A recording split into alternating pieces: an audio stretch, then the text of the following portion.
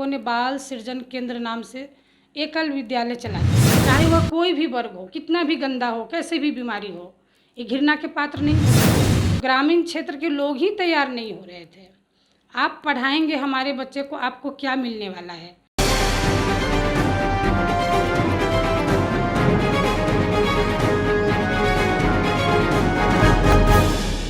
नमस्कार, NWS news India के विशेष कार्यक्रम परिचर्चा में आपका स्वागत है।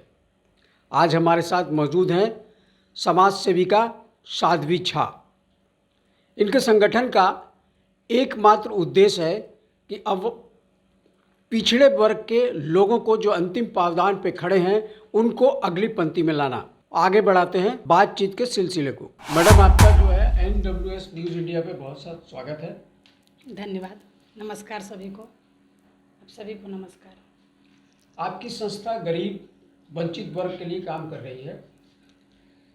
जी हाँ, हमारी जो संस्था है संकल्प सृजन, इसका उद्देश्य ही है अभिवंचित वर्गों के बीच काम करना, यानी पिछड़े को मुख्य धारा से जोड़ना। उसी सिलसिले में हम लोग काम करते हैं। समाज का हर वह वर्ग, न किसी जाति समुदाय से किसी प्रकार का लेना देना नहीं है, और समाज के हर वर्ग के हर उम्र के हर, जैसे छोटे बच्चे, टीन एज के बच्चे, युवा वर्ग, बुजुर्ग, सभी के बीच में अपना काम है संस्था का। संकल्प सृजन संस्था जो है वो क्या काम करती है? मुझे जो जानकारी है उसमें जो महिला ठेका श्रमिक है उनके बच्चों में शिक्षा का अलग जगाने का काम करती है, उसके बारे में कुछ बताएं।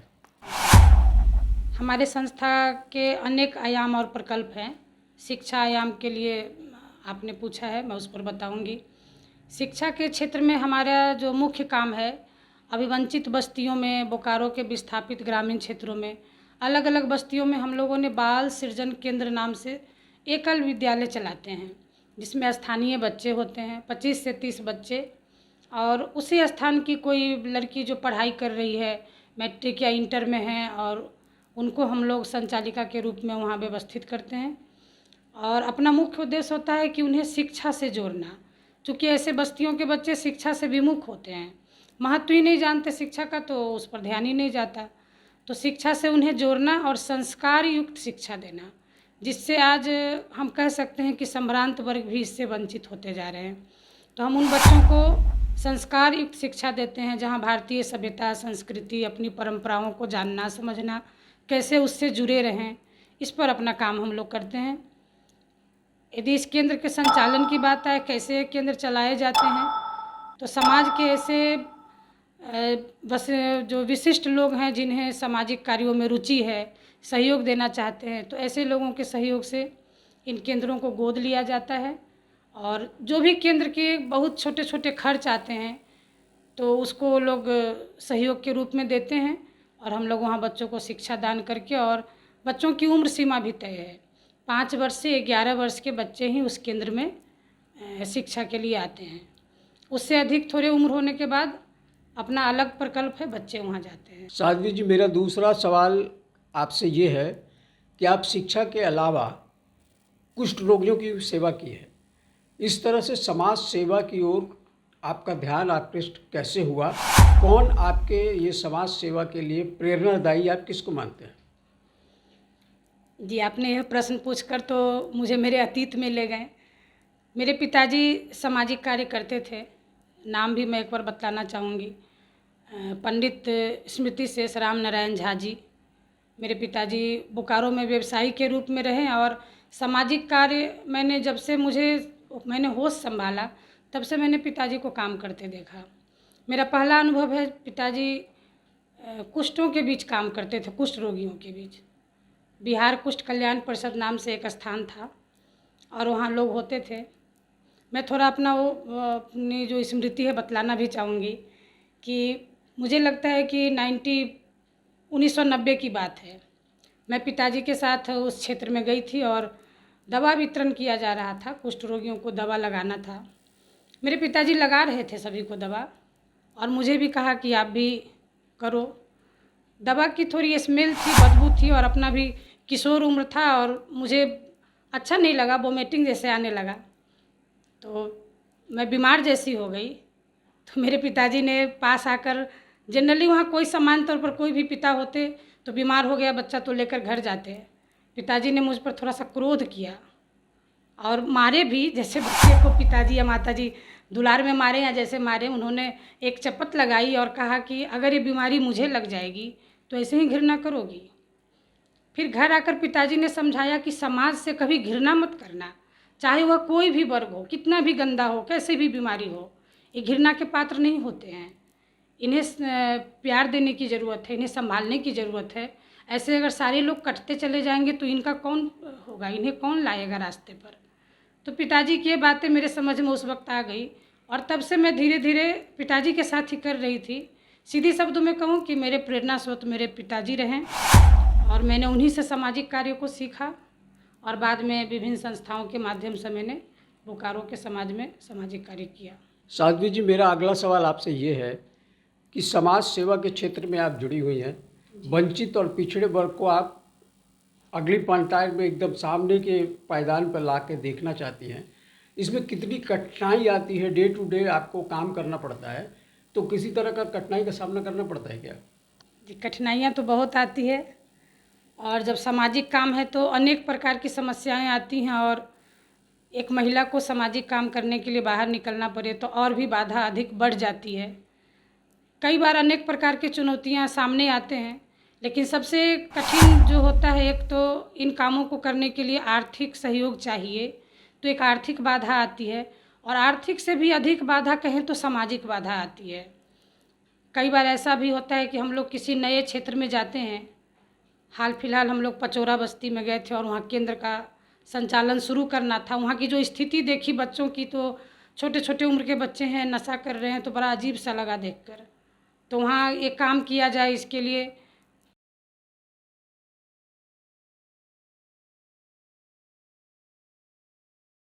सरकार आपको क्या दे रही है, आपको क्या बेनिफिट है कि आप बोकारो शहर से पचौरा बस्ती आए हैं और हमारे लिए कह रहे हैं कि आपके लिए पढ़ाएंगे, तो आपका इसमें बेनिफिट क्या है। तो समाज का ये नज़रिया होता है, पहला बेनिफिट ढूंढते हैं काम करने वालों में।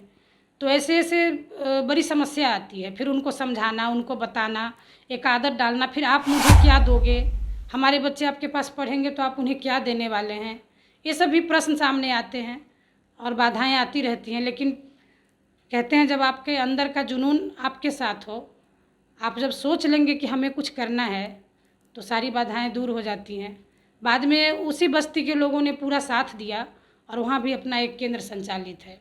गरीब और पिछड़े वर्ग के जिन लोगों का आप मदद करना चाहती हैं, शिक्षा देना चाहती हैं, खास करके मैं बात करूंगा महिला ठेका श्रमिकों को, उनका कितना योगदान मिलता है? आप उनके बच्चों को शिक्षित करना चाहती हैं, उनको शिक्षा से जो है रूबरू कराना चाहती हैं, उनमें उन महिलाओं का कैसा योगदान आपको मिलता है? महिलाओं का भरपूर योगदान मिलता है।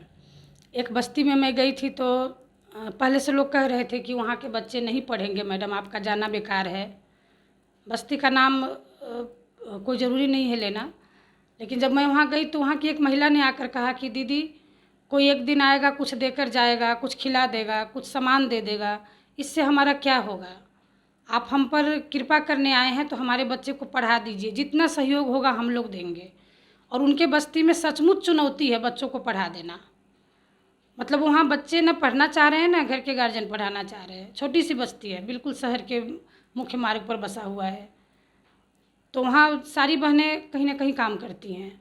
उन लोगों ने कहा कि आप चाहे आप सिर्फ पढ़ाने आओ, सप्ताह में एक ही दिन आ सकते हैं तो आओ, हम लोगों का पूरा सहयोग है। और उन लोगों ने सहयोग दिया। मैं जब भी गई तो घर से अगर महिलाएं घर में हैं तो बच्चों को लाकर बिठाया, और महिलाएं नहीं हैं तो हमने जाके बच्चों को बुलाया तो बच्चे आए। एक लंबे प्रयास के बाद बच्चे वहाँ पढ़ने आने लगे। एक दूसरी बस्ती है झोपड़ी कॉलोनी का घोंचा टोला, शहर के लगभग लोग जानते हैं। मैं जब पहली बार उस बस्ती में गई थी तो मुझे निर्मला पुतुल जी की एक कविता याद आ गई कि सारी की सारी बस्ती को हरिया में डूबने से बचाएं। बिल्कुल वो बातें मेरे जहन में घूमने लगी। छोटा सा बच्चा एक बड़ा सा बर्तन के साथ बैठा था और मुझसे ही पूछा कि लेंगे क्या, एक गिलास दूं आपको। मैं जाकर पूछी बच्चे से क्या है, तो बोला पी कर देखिए क्या है। बच्चा स्वयं पिया हुआ था। फिर मैंने वहाँ भी काम शुरू किया। वहाँ 2 वर्ष हो गए इस काम को।